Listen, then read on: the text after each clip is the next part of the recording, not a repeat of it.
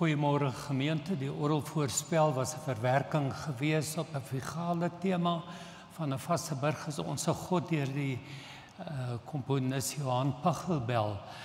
Die tema van die erediens vanoggend is die kerk wat oor verrassende grense gaan, en om daarbey aan te sluit sing ons dan nou die baie mooi strydlied wat Martin Luther geskryf het in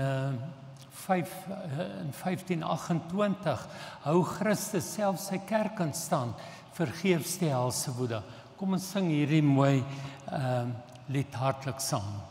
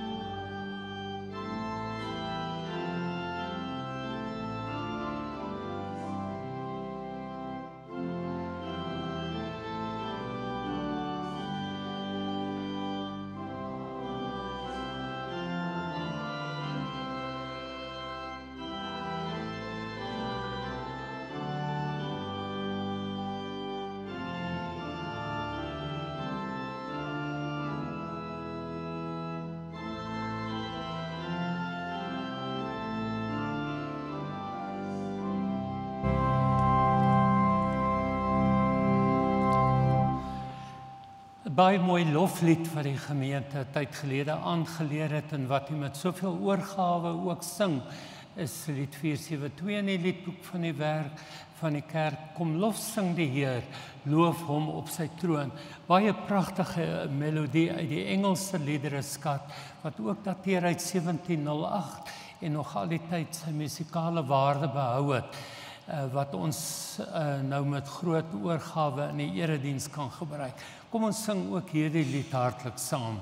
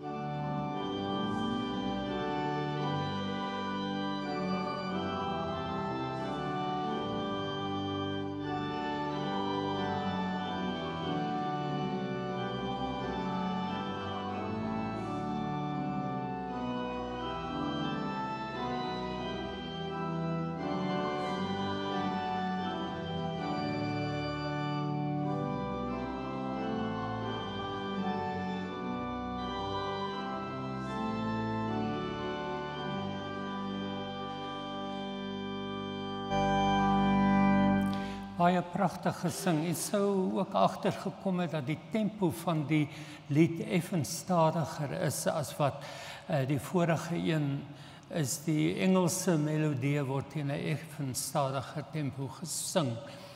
Ons sluit ons inleidende sang tot die erediens af met die baie mooi en innige soek allereers die koninkryk van God en sy geregtigheid. Kom ons sing hierdie lied staande en ek wens u die seën van die Here toe op die erediens.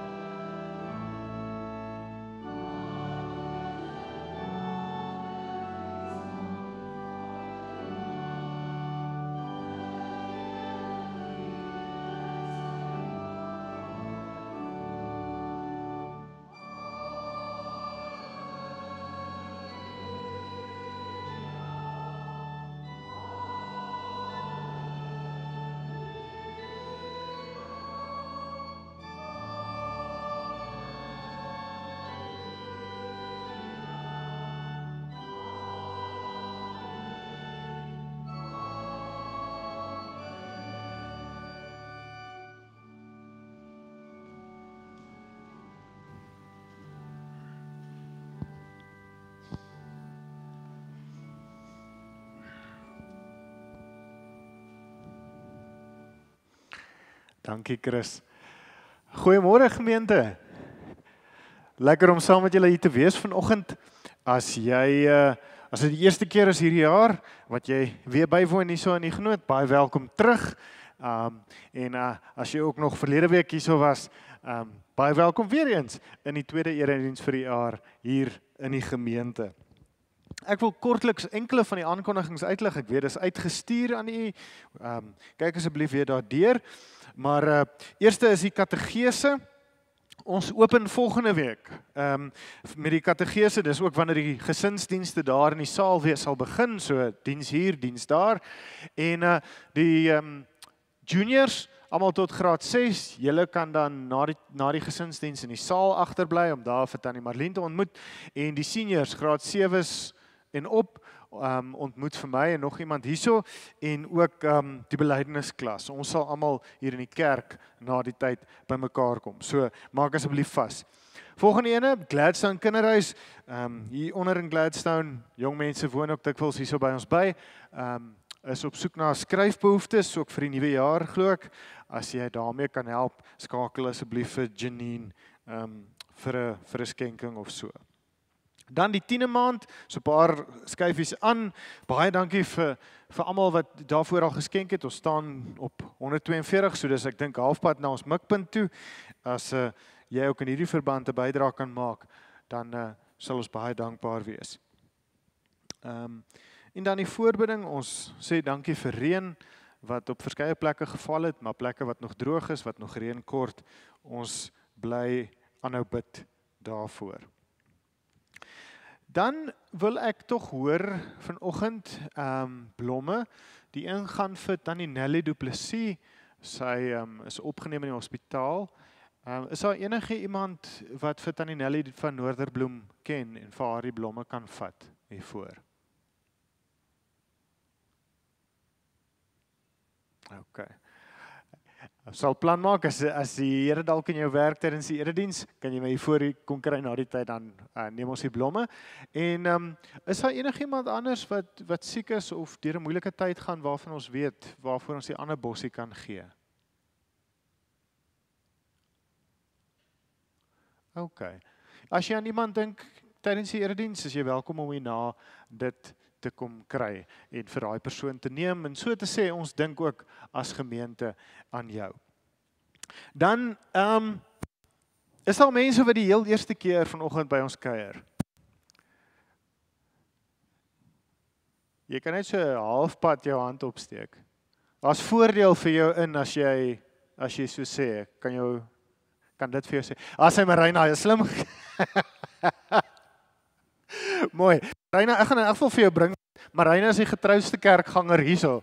Sy is elke week so met die klank. So hierdie is sommer 'n dankie sê dan vir vanoggend. Slimste persoon in die erediens vanoggend. Daar is hy. Nog iemand. Neem jy sommer dan hier in die agterbank, dan geniet jy saam met ons die erediens. Ons keer dan nou terug na die liedere. Jy is ook 'n lied wat ons herinner daaraan dat die Here hier teenwoordig is. Dit is die wonder van ons geloof, is dat Jesus sê, ek is altyd by julle tot aan die einde van alle tye, maar daar is iets besonders daaraan, of eie soortig, as sy kinders bymekaar kom so in 'n erediens. So kom ons sing lied 177 2 keer, om ons diens mee in te gaan.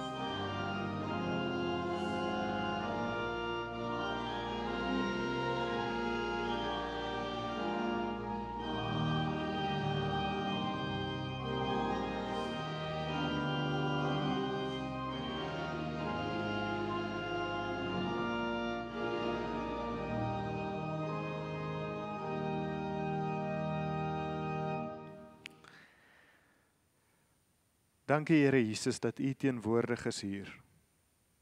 Dankie dat U die lewende woord is wat voortdurend ons ontmoet en ons vorm. Dankie dat U die lig oor ons lewe laat skyn en vir ons die pad wys. Dankie dat U ons begelei. In hierdie erediens as ons dan nou saam kom, bid ek dat U ook ons sal ontmoet. Liewe gemeente, genade en vrede vir julle van God ons Vader en die Here Jesus Christus. En dit deur die Heilige Gees wat tussen ons en in ons teenwoordig is. Amen. Hierdie God wat ons dien is werd om geëer te word, om voor hom in aanbidding te buig, maar ook voor hom te staan en te sing en ons lofliedere te bring. En ons doen dit dan ook nou met lied 207, wat eer bring aan die drie enige God, wat in ons lewens op soveel wyse werk. Kom ons staan en ons sing lied 1, 4 en 5.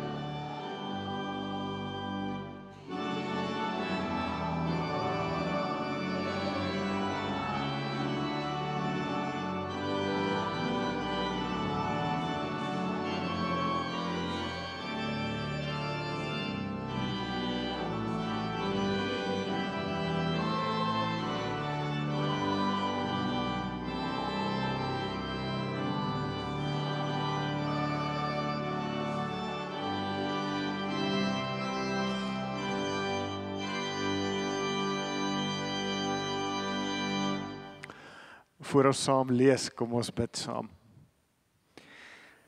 Here, dankie dat ons U kan eer. Dankie dat U liefde herskepend is. Dat dit ons omvorm om daagliks meer na U, ons Skepper, te lyk. Here, dankie dat ons ook opgeroep word tot U diens. En as ons vanoggend lees, bid ek dat U die woord sal oopbreek, die Bybel vir ons sal duidelik maak, sodat ons ook hoor hoe ons gehoorsaam kan en moet wees. Amen. Ons lees vanoggend uit Handelinge hoofstuk 8, Handelinge hoofstuk 8 vanaf vers 4 tot 25. Ek gaan uit die 2020 vertaling lees, maar jy is welkom om te volg in die vertaling wat jy het. Terwyl jy die teks opsoek, sommer net so 'n bietjie agtergrond. Hier in hoofstuk 7, nadat Stefanus in hegtenis geneem is en deur die Joodse raad onder kruisverhoor geneem is, gebeur dit uiteindelik dat hy gestenig word. En in die eerste verse van hoofstuk 8 lees ons dan dat daar 'n groot vervolging uitbreek teen die gelowiges in Jerusalem. En wat dan gebeur is dat buite die apostels wat agterbly in Jerusalem, word die res van die gelowiges versprei oor 'n wye gebied deur Judea en ook Samaria. En dan met hierdie as agtergrond lees ons die volgende, vers 4. Die wat verstrooi is, het rondgetrek en die evangelie woord verkondig. En Filippus het na 'n stad in Samaria gegaan en die Christus aan hulle verkondig. Toe die skare Filippus se woorde hoor en die tekens sien wat hy doen, het hulle eenparig aandag gegee aan wat hy sê. Want die onreine geeste en baie mense het met 'n groot geskreeu uit hulle uitgegaan en talle verlamdes en krepeles is genees. En daar het groot vreugde in daardie stad geheers. Voorheen was daar in die stad 'n man met die naam Simon, wat towery bedryf en die bevolking van Samaria verstom het en beweer het dat hy iets besonders is. En almal, klein en groot, het hom aangehang en gesê, hy is die krag van God, bekend as die groot krag. Hulle het hom aangehang omdat hy hulle al vir 'n geruime tyd met sy magiese kunste verbuister het. Maar toe hulle Filippus se verkondiging van die evangelie van die koninkryk van God en die naam van Jesus Christus glo, is mans sowel as vroue gedoop. Simon self het ook tot geloof gekom.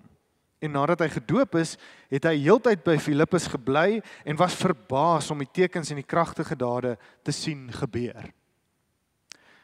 Toe die apostels in Jerusalem hoor dat Samaria die woord van God aangeneem het, het hulle Petrus en Johannes daarheen gestuur. Hulle het gegaan en vir hulle gebid dat hulle die Heilige Gees mag ontvang, want hy het toe nog op niemand van hulle neergedaal nie. Hulle was net gedoop in die naam van die Here Jesus. Hierna het die apostels hulle die hande opgelê en hulle die Heilige Gees ontvang. Toe Simon, dis nou Simon die towenaar, sien dat die Gees deur die handoplegging van die apostels geskenk word, het hy hulle geld aangebied met die woorde, gee vir my ook hierdie mag, sodat elkeen vir wie ek die hande oplê, die Heilige Gees ontvang. Maar Petrus het vir hom gesê, mag jou geld saam met jou in die verderf beland, omdat jy gedink het om die gawe van God deur geld te verkry. Jy het geen aandeel of aanspraak in hierdie saak nie, want jou hart is nie opreg voor God nie. Bekeer jou van hierdie boosheid van jou. Bekeer jou van hierdie boosheid van jou en bid dat die Here die bedoeling van jou hart vergewe mag word. Want ek sien jy is galbitter en in ongeregtigheid verstrik. Maar Simon het geantwoord en gesê, bid julle tot die Here vir my dat niks van wat julle gesê het my oorkom nie. Nadat hulle kragtig getuig en die woord van die Here verkondig het, het hulle na Jerusalem teruggekeer en die evangelie in talle Samaritaanse dorpe verkondig. Tot sover. Vir ons wat vandag hierso sit, laat dit ons dalk nie, ons sal daar nie dadelik vassteek of so oomblikie oordink as ons lees dat Filippus die evangelie en later Petrus en Johannes ook die evangelie aan Samaritane verkondig het nie, of dat Samaritane die evangelie aanvaar het nie. Maar vir 'n Jood van die eerste eeu was so gebeure 'n baie vreemde ding. Vir hulle dalk selfs ondenkbaar. Dink maar aan die episode van Jesus en die Samaritaanse vrou in Johannes 4, waar ons lees, Jode meng immers nie met Samaritane nie. Want die Samaritane en die Jode het nie tyd gehad vir mekaar nie.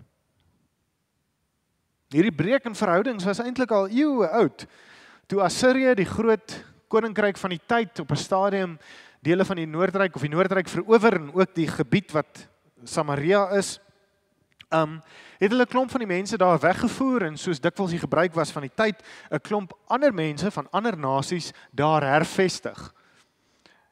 En dan, wat toe gebeur met die interaksie en die ondertrouerheid tussen die wat van die Jode wat agtergebly het en die hervestigste mense, het ander Jode gevoel die Samaritane is nie meer egte Jode nie. Hulle het nou vermeng met ander. En hulle godsdiens is ook nie meer eg nie, want dit is vermeng met elemente uit ander godsdienste. Op die ouend het die Samaritane net die eerste 5 boeke van die Ou Testament, die boeke van Moses, aanvaar, terwyl die res van die Jode ander boeke aanvaar het, en waar die Jode gesê het, jy mag net in Jerusalem aanbid, het die Samaritane hulle eie aanbiddingsplek gehad. In die jare sedert die eerste gebeure, het daar ook baie ander goed gebeur, wat die verhouding tussen hierdie twee groepe net absoluut versuur het, en gemaak het, dat hulle niks met mekaar te doen wou gehad het nie. Daar word ook verduidelik hoe Jode in die tyd van Jesus, as hulle in die noorde gewoon het, sê nou daar in Galilea, sou hulle om Samaria gereis het na Jerusalem as hulle daartoe moet gaan, wat hulle tyd met ek weet nie hoeveel dae verleng het nie, eerder as om deur Samaria te trek en met die Samaritane iets te doen te hê. Die Jode het juist na hulle verwys as Samaritaanse honde. So nie 'n mooi verhouding nie. Maar nou kom daar 'n klomp gelowiges uit Jerusalem uit en verkondig aan hulle die evangelie. Veral dan Filippus, wat ons in die besonder van lees, wat na 'n stad in Samaria gaan. En daarso doen hy wonderlike werk, hy verkondig die evangelie, maar hy doen ook kragtige wonders, en hy dryf onrein geeste uit, alles wat dien as tekens van die waaragtigheid van die evangelie, dat jy hierdie boodskap kan vertrou, en dat dit die evangelie bevestig. Dit raak 'n klomp mense aan.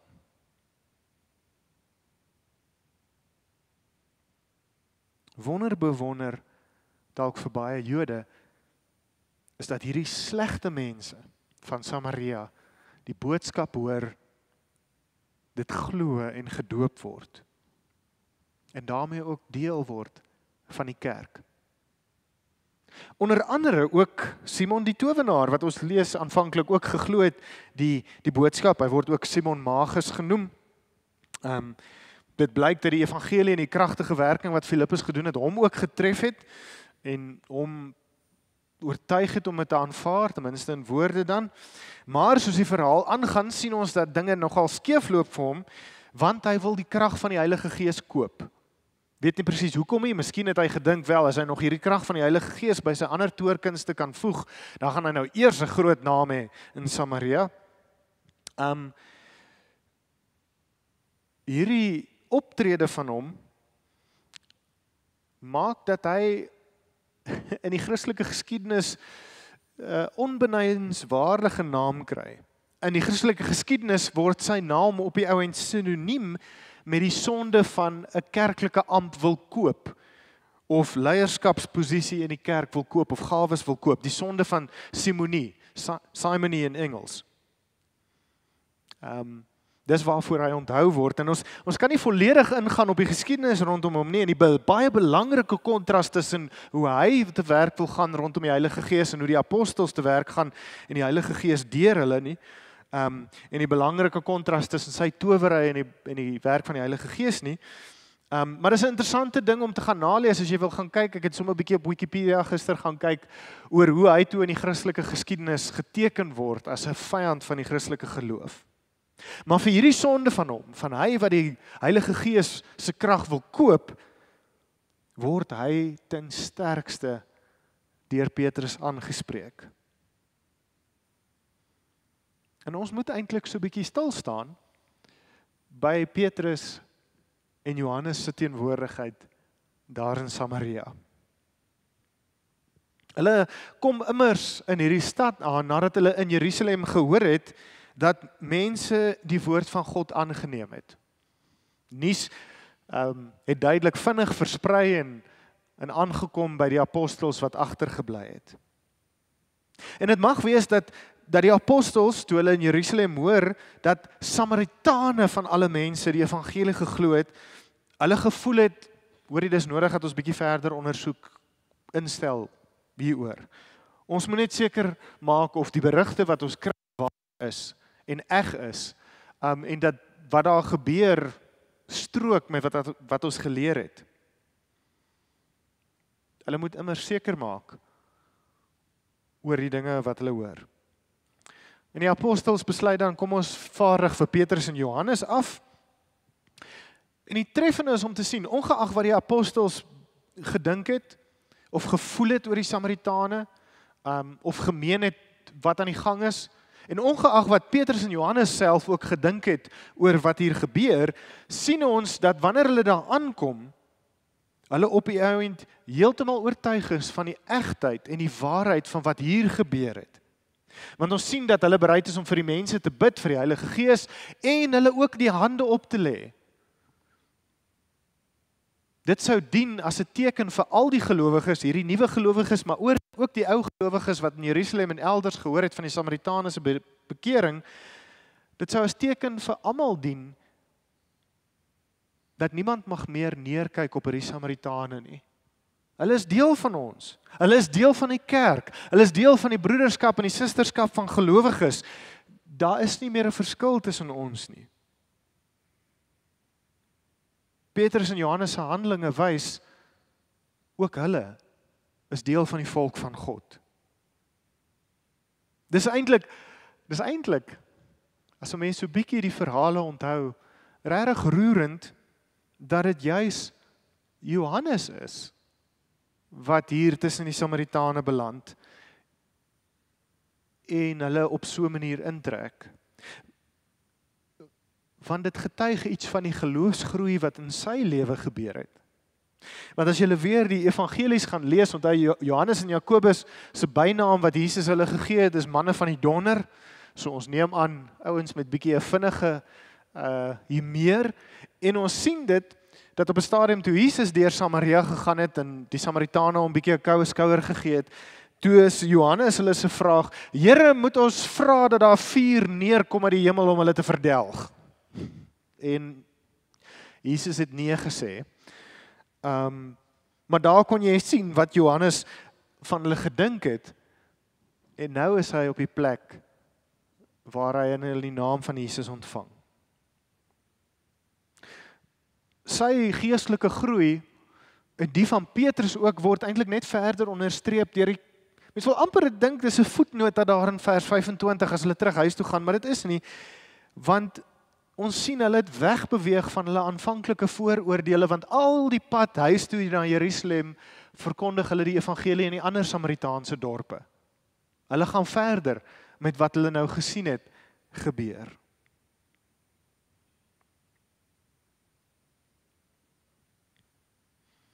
Soos nou genoem, was een rede moontlik vir die sending van Petrus en Johannes na Samaria, dat die apostels maar bietjie gewonder het oor wat aangaan. Maar miskien is daar 'n ander of nog 'n rede vir hierdie gebeure. Want miskien het een van die apostels, toe hulle hierdie berigte hoor, teruggedink aan Jesus se opdrag in Handelinge 1 vers 8, toe Jesus vir hulle gesê het, maar julle sal krag ontvang wanneer die Heilige Gees oor julle kom, en julle moet my getuies wees in Jerusalem, in die hele Judea en Samaria, en ook tot aan die einde van die aarde. Of sy woorde in Matteus 28, toe hy vir hulle gesê het, gaan maak disippels van alle nasies. En dat die apostels toe besef het met die terugdink aan hierdie woorde, of dalk die deel van hierdie woorde met mekaar, hoor jy, hier het gewone gelowiges, en dan Filippus wat 'n diaken was, die evangelie daar verkondig. Ons as apostels het hier agtergebly, maar die gelowiges, die ander gelowiges het uitgegaan, die evangelie verkondig, en mense het tot geloof gekom. Ons kan nie anders as om te gaan kyk wat gebeur het nie. En dit is belangrik dat 'n mens raak sien vanoggend, dat die plan of die program wat Jesus aan die begin van Handelinge bekend gemaak het, is nou besig om in uitvoering te kom. Die volgende groot beweging van Jerusalem na Judea en Samaria is nou besig om te gebeur, en die res sal ook verder in Handelinge gebeur. Maar kyk, hoe kom dit tot uitvoering? Toe gelowiges as gevolg van vervolging en verstrooiing in Samaria beland het en die evangelie verkondig het. God het deur 'n oënskynlike krisis sy opdrag en sy plan tot uitvoering gebring. Dis omdat die gelowiges verjaag was in die oomblikke van vrees en vervolging, dat die evangelie oor die volgende grens gedra was. En dis iets wonderlik om aan vas te hou in ons tyd. Daar's immers baie dinge wat vir ons na 'n krisis kan lyk. Weier in die wêreld, of ook hier by ons, het sy in ons gemeente of in die kerk in die breë, of ander goeters wat in ons samelewing die evangelie bedreig. Maar die wonderlike is dat God juis hierdie uitdagings en hierdie oënskynlike krisisse kan gebruik om sy plan tot uitvoering te bring. En dit bring nogal troos vir ons. En saam met daardie troos is daar dan ook die opdrag dat die evangelie oor grense heen verkondig moet word. Dit kan by tye, dalk meeste van die tyd, vir ons uitdagend wees. Moeilik, want om die evangelie te deel met mense wat vir my vreemd is, of wat anders is as ek, wat wie se lewensbeskouing nie dieselfde is as myne nie, of wat 'n heel ander agtergrond het, is uitdagend. Dalk selfs is van hierdie mense my teenstanders, voel ek aanvanklik. So dit kan by tye moeilik wees, maar wanneer hulle die evangelie aanvaar, dan word ons deel van dieselfde liggaam. Dan is dit nie meer 'n vreemdeling of 'n vyand nie, maar 'n broer of 'n suster. En dit is die wonderlike, en tog, so uitdagend soos dit dalk by tye kan wees, is dit ook ontsettend opwindend om te dink daaraan, dat ons die geleentheid het om verstom te word oor hoe die Here verskillende mense kan saamtrek en oor grense werk. Om te sien hoe God vir hom 'n nuwe volk skep van mense uit alle agtergronde. As ons Handelinge verder lees, sien ons hoe hierdie realiteit net verder uitspeel. Hier het die Samaritane tot bekering gekom. Weliswaar is hulle nie as Jode gereken nie, maar daar was daarom nog raakpunte, verskeie raakpunte met die Joodse geloof. So hulle was daarom so naby aan mekaar. Maar as ons bietjie verder lees, Handelinge 10 en verder, sien ons hoe God vir Kornelius en sy mense tot geloof bring. Kornelius was 'n nie-Jood, maar wel Godvreesend, so hy het belang gestel. En hy word ingetrek in die volk van God. Maar dan as die evangelie nog verder gaan, dan kom dit by mense uit wat volslae heidene was, wat niks te doen gehad het met die Joodse geloof nie, wat of niks daarvan geweet het nie, of niks daarvan mee te doen gehou het net nie, wat ver geleef het van Joodse mense, wat dalk selfs, ja, wat niks met hulle te doen wou gehad het nie, maar hulle ontvang die evangelie en word ook deel van die kerk. Hierdie uitkringende effek van die Here se werk, van die begin tot van Handelinge, tot aan die einde. Ons word daardeur herinner en opgeroep, die liggaam waarvan ek en jy deel is, strek veel wyer as wat ons partykeer dink, of diegene van ons wat vanoggend tussen hierdie 4 mure sit. Hy strek oor die aarde. En die evangelie boodskap is bedoel vir alle mense. Ook diegene wat ons aanvanklik nie as ons mense sal beskryf nie. Maar wat ons dalk kan ontdek deur absolute verbasing en op die ou en dan ook vreugde. Die Here bring mense bymekaar deur sy seun. Mag ons daaraan gehoor gee. Amen.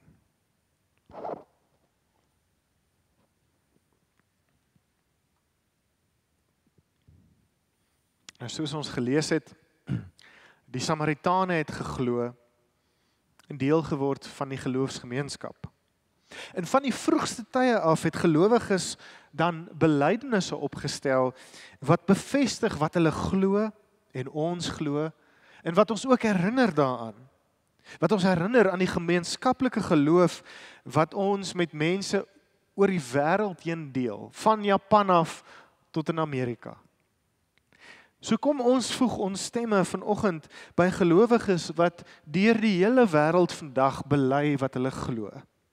En ons doen dit in liedvorm vanoggend met lied 261 wat ons staande saam sing.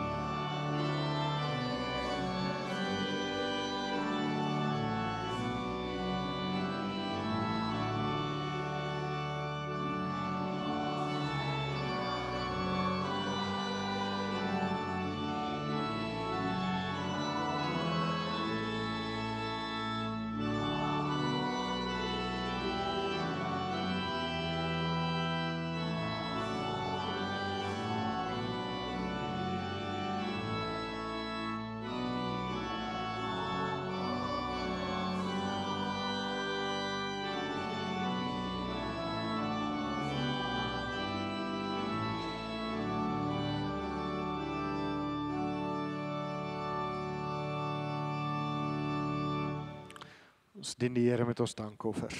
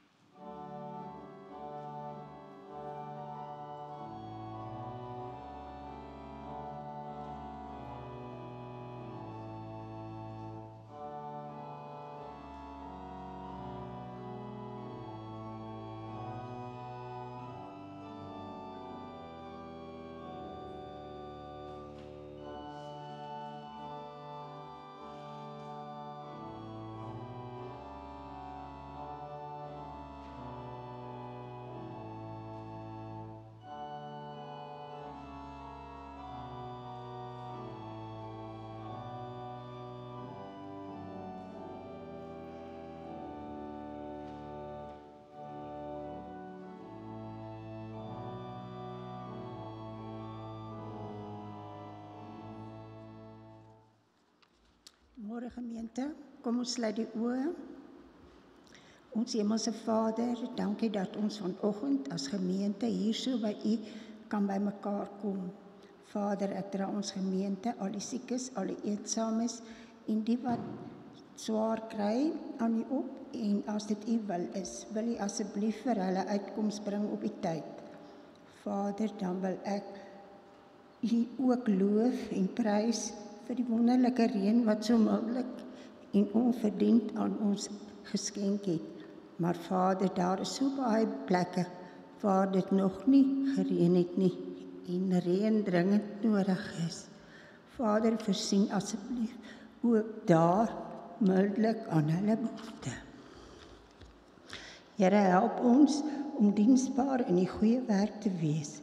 Help ons om ons talente so te gebruik dat dit tot U eer sal wees. Vader, ons dra ons dankoffers aan U op en vra dat dit volgens U wil tot U eer aangewend sal word. Vader, ek vra nou dat U met ons deur hierdie nuwe week sal gaan en ons weer almal volgende Sondag hier by mekaar sal bring om U te loof en te eer.